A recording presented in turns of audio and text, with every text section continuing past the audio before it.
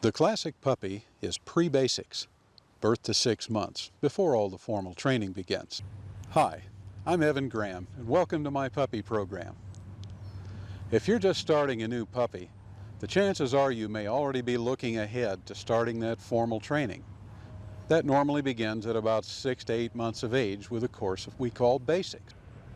Whether you intend to involve the services of a professional trainer in the development of your puppy, or if you plan to do all or at least some of the work yourself, the most important work you can do begins right now.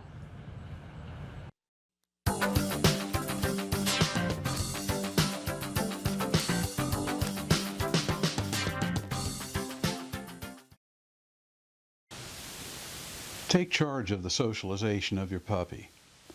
And by that I mean you must not only arrange for him to meet other people and dogs, but also make certain that it's done in a way that's both safe and constructive. You must be able to trust the dogs they're going to be around and that they won't attack or bully a vulnerable pup. If you don't know that about them, don't take the risk. Now, certainly most people like dogs, but the more dog-oriented your pup's initial contacts are, the more secure he'll tend to be around them.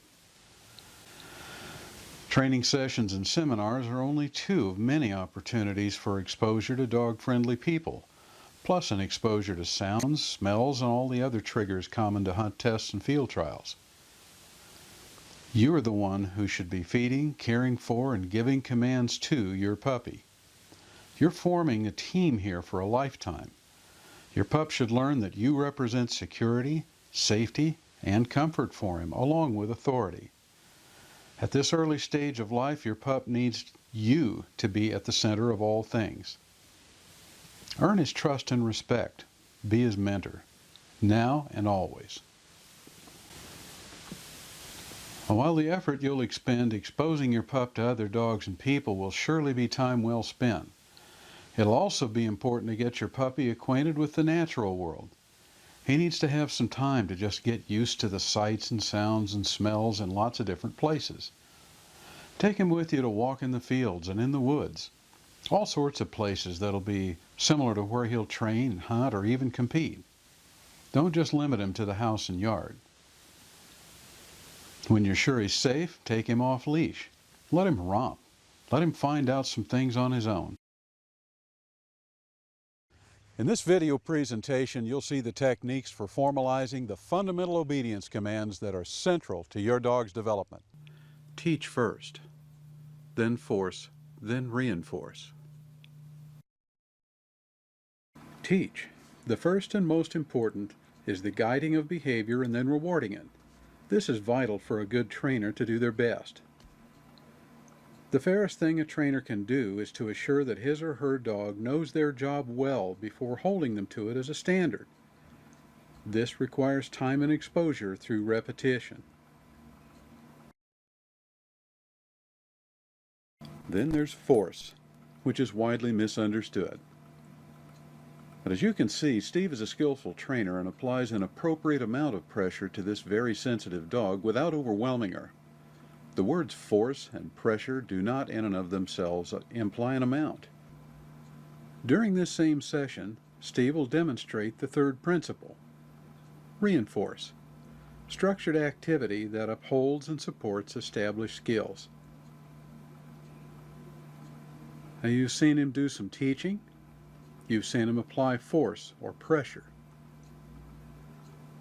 But watch and listen to this exchange. There are many ways to reinforce good behavior in your dog. It isn't done just one way. It's a principle, not a technique. We'll point out other places in training when this principle is applied as we go along. As we brought our puppies along, we taught them, conditioned them to relate to verbal commands and to relate those with uniform acts. Now it's time to formalize them, so we'll mostly be dealing with the force-reinforce aspects of the process.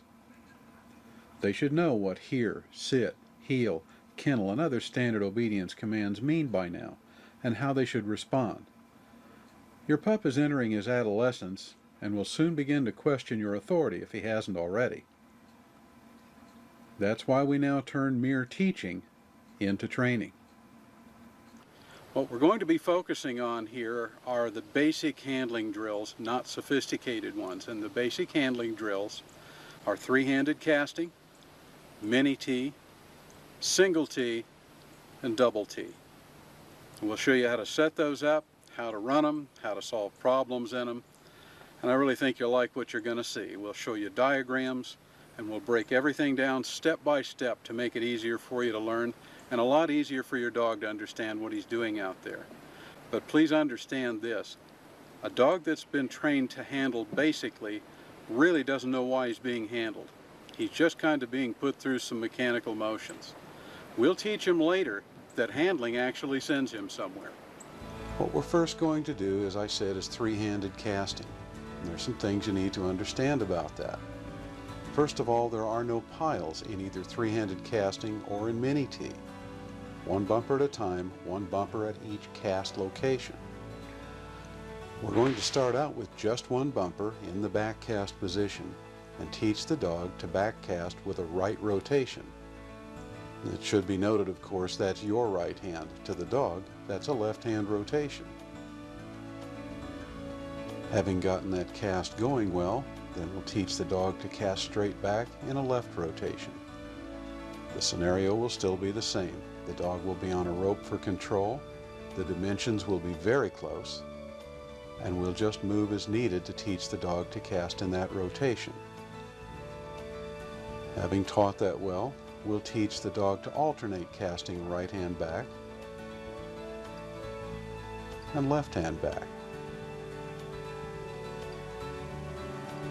This generally takes a course of several days to get going, but once you have, then we can start teaching the dog the left hand over. This usually takes very little time with a well-forced dog. The same procedure is taught for the right over, tossing a bumper to the right where the dog can see it obviously, small white plastic bumper on open ground, and teach him to take the right over cast. In this video presentation, you're going to see water force and swim by as outlined in Smartwork for Retrievers Volume 1. But first, let's look at the prerequisites. Before water force, your dog should have solid obedience. And he should be force-fetched, including force to pile. And of course, he should be thoroughly collar conditioned. I strongly recommend that the water you force in be at least 60 degrees Fahrenheit or warmer. Well, it's preparation time again. Duck season's almost upon us. So we're decking out the duck boat, getting the camouflage refreshed, just like probably a lot of you are this time of year. And I want to talk just a minute about preparation of a working retriever. Of course, this program is about force fetching. Been doing this for a long time, and I know what preparation it takes to go hunting, and so do you. I also know what kind of preparation it takes for your dog. That's his profession. It's what he does for a living all of his life. Give him his tools, the full set. In this presentation, we're going to start with a couple of young dogs. They're very green about force fetch. However, they've been completely obedience trained, and that means it's been formalized. What we do when we formalize obedience is we do put some temperate pressure on them and teach them how to deal with it. The process is called pressure conditioning. So when they start force fetching, they already understand how to turn off pressure through compliance. Very important mechanism, and it'll permeate all of their training their whole life. But this is the nucleus of the trained retriever. Whether it's actually a dog that's of the retriever breed or a pointing dog or some other sort of gun dog that's going to fetch and retrieve to hand. But the process is the same for any of them. We're going to start preparing dogs the way I suggest you start preparing your dog. And maybe that young puppy this year who's going through it will not only be doing that, but all of his handling work and every other skill set that you want to put in him, so that next season you take a well-prepared dog to the field. Now let's watch that process get rolling.